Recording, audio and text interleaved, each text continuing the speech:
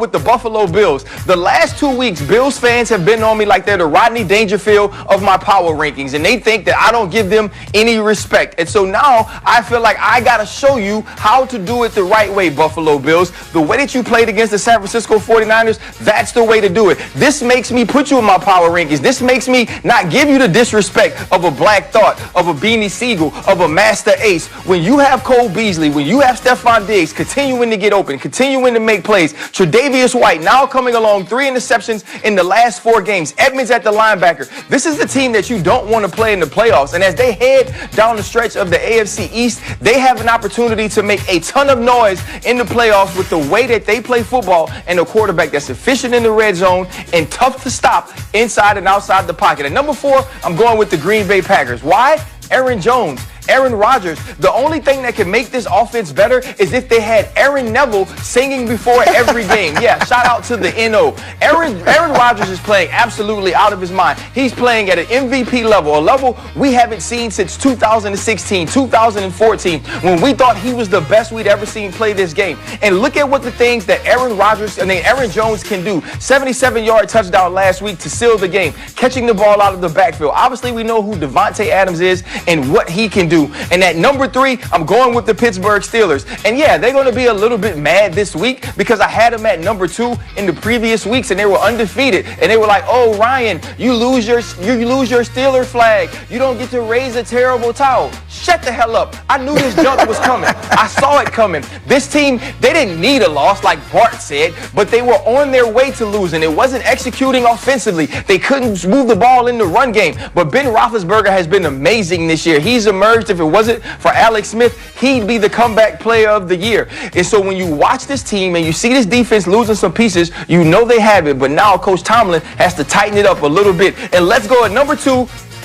It's the Kansas City Chiefs. And I know ORC all year. Patrick Mahomes. You think Patrick Mahomes is the GOAT? He can do anything. He can. Patrick Mahomes is like a great Bible verse. I can do all things through Patrick Mahomes that strengthens me. And that's how the Kansas City Chiefs roll. If it gets tight, if it's in the end of the game, if it's a 2-point type situation, if it's a 4-minute type situation, we're putting the ball in Patty's hands and we are going to win. And on the other side, like I tell y'all, every week the landlord is ruling. 2 interceptions for Tyrann Mathieu last week to seal the game against the Denver Broncos. And at number 1, I'm coming back home. I could go to Drago's now. I could go to the Harris Casino. I could go to Bourbon Street. I could go to the French Quarter because the Saints are my number 1 team. And here's why. These Saints have the most dominant unit in football, period. The Saints are the best defense playing in this league. Their defense is better than anybody else's offense. Their defense is better than anybody else's special teams. I told y'all on Monday,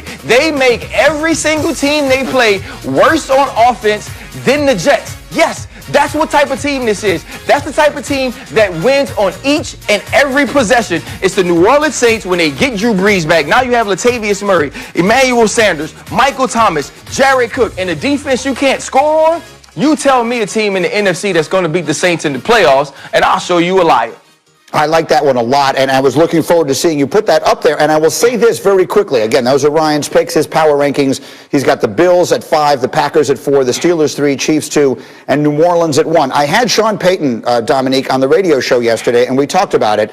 You realize the last 2 seasons, they've played 8 games without Drew Brees, and they are 8-0. That says a lot about it, just how complete a football team they are. Do you agree, Dominic, they're the best team in the NFL? Yes, I think you're right. They're the best team in the NFL when Drew Brees gets healthy. Because I think right now they've been fortunate with Taysom Hill. Taysom Hill has played decently well, but let's be honest. They played against a receiver playing quarterback, and then they played against the Falcons, and then they got another lucky break where they got to play, or they're going to play against the Eagles. So I don't think necessarily that the Saints are a dominant team offensively, but that defense is something special. Yeah. Go ahead, RC. Hey, Dom, let me tell you how Himbo makes me look smart. This is why Himbo makes me look smart. 1, I have on my purple coat, so I am just look intelligent. But on the other side of that, they've had 57 defensive possessions in the last 5 games, Dom. They've given up 44 points. That's a level of dominance that you don't often see, especially in this day and age of I agree. offensive football. So and I think when you could do those things, the thing that scares me about them being dominant defensively, is this league is not built for defenses to succeed. Like, there's going to be a game when they get scored on. And I don't know that they have the offensive firepower currently to compete in that situation. That's why you kept putting Patrick Mahomes at the top. That's why you kept putting KC at the top. It's not because of the landlord, the honey badger, whatever you want to call them, or that defense. It's because of Patrick Mahomes. You and me, we both know that's the truth. And we know that there's going to come a situation, they're going to need somebody to make some plays on the offensive side of the ball. And if Drew Brees' ribs don't heal up, I'm not sure Taysom can do that. Quickly, let me get Graziano in here. The other thing that occurred to me yesterday when I was interviewing Sean Payton, all this talk about coaches of the year, Mike Tomlin, Kevin Stefanski, Brian Flores, Sean Payton's name should be in that discussion, shouldn't it? Absolutely should. Look, I mean, the Taysom Hill decision was not widely agreed with, and he's 3-0 with him at quarterback. There's no question about it. But, man, Dominique is right. RC's overthinking this. The Chiefs are the best team. They're just bored. They're just marking time until January when somebody can actually challenge them. And you know, the Saints, as great as they are, something bad will happen to them in January in the playoffs. It happens every single year. Or maybe they'll get to settle it, this debate in the Super Bowl. Would become dangerous as time goes forward. There are a lot of teams in the AFC that don't lead divisions right now that you could see becoming dangerous going forward. The Browns, Ravens, Dolphins, Colts, maybe the Raiders. Let's go around the horn here as we take a look at the AFC playoff picture at this point and see which of you guys, if I were to tell you that one of these non-division leaders is ready to make a deep postseason run this year, Ryan Clark, which one would it be? You know what? This is hard for me to say, being a Pittsburgh Steelers fan and just not necessarily believing in this team all year, but it's the Cleveland Browns. The Cleveland Browns are now playing very similar to what we saw the Tennessee Titans last year.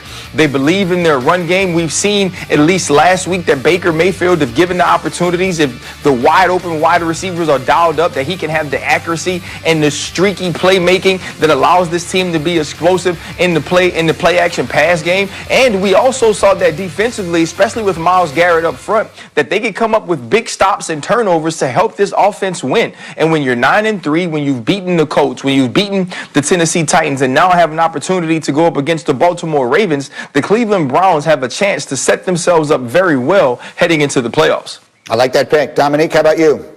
Yeah, I'm going to have to stick in the same division and stick with the Ravens. And I think the Browns are a good choice, but it feels like... Oh, my God.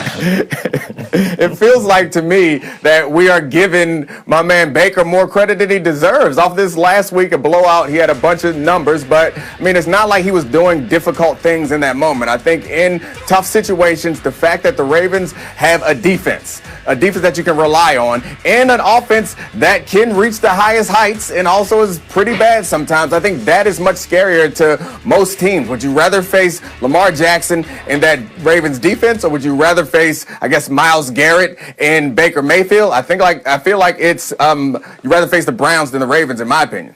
Ryan, obviously the skepticism is there. Desmond Howard, who you got? I'm going to be the tiebreaker, and I'm going with the Cleveland Browns. I like the way Baker Mayfield's playing right now. And when Baker was in college, born and raised in Cleveland, baby. But when Mayfield was in college, what made him special was he was a streaky guy. And I tell you what, once he gets hot, there's no stopping Baker Mayfield. And both teams, the Ravens and the Browns, both have tremendous rushing attacks. But, guys, if you really had to put the ball in one quarterback's hands in the fourth quarter, late in the game, and he had to surgically execute a drive about 80 yards by throwing the ball, I would rather go with Baker Mayfield than Lamar Jackson. Now, Lamar, if he's able to run and do all that stuff, he's great. But if you're telling me that he has to execute some passes with some accuracy, 80 yards, with less than a minute left in the game, I'm going Baker Mayfield, so I'm going with the Cleveland Browns. And because Myles Garrett, he can wreck any offense's day. Like I said, my pick is Cleveland. Put it up there because I'm going to cede my time to Dominique. I like that look on his face. Go ahead. Oh, I don't need much time. Monday night, ESPN, 8:05. We don't got to talk about it. We don't got to argue. We'll see what happens then. Y'all saw what happened the last time they played. We'll see what happens then. No more words from me. Okay, fair enough. The gauntlet has been thrown.